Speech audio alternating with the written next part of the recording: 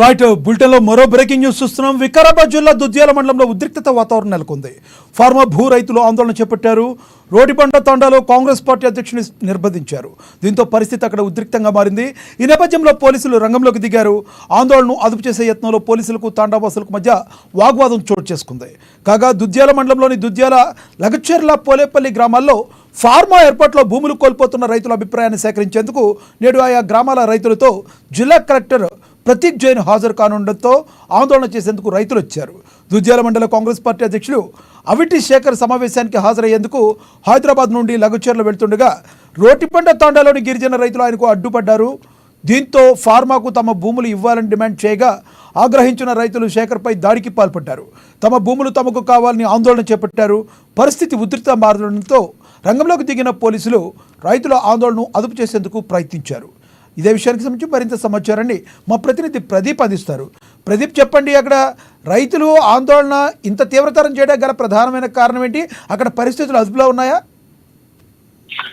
లక్ష్మీనాథ్, వికారాబాద్ జిల్లా దుద్యాల మండలంలోని ఫార్మా సంబంధించి కంపెనీ పరిశ్రమ తమకు వద్దంటూ రోటిబండ తాండా వాసులు తర్వాత రైతులు ఆందోళన నిర్వహిస్తున్నారు.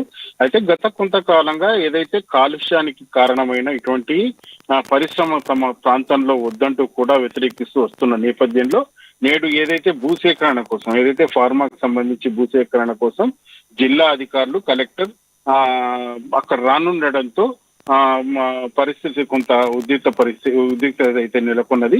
ఏదైతే రైతులు దుద్యాల మండలానికి సంబంధించిన రైతులతో పాటు రోటిబండ తాండా వాసులు కూడా తమ ప్రాంతంలో ఫార్మా కంపెనీని ఇక్కడ నెలకొల్పొద్దంటూ ఏదైతే కాలుష్యానికి సంబంధించి ఇప్పటికే ఏదైతే ఫార్మా కంపెనీల ఉన్న ప్రాంతాల్లో కాలుష్య కూరల్లో చుట్టుపక్కల గ్రామాలు కొట్టుమిట్టాడుతుండడం, తర్వాత చర్మ సంబంధ వ్యాధులు రావటం, ఇవి తీవ్ర ఇబ్బందులు నెలకొన్న నేపథ్యంలో తమ ఏదైతే భూభాగం మొత్తం ఏదైతే పంటలు కూడా నాశనమై ఏదైతే గ్రౌండ్ వాటర్ మొత్తం కాలుష్యంగా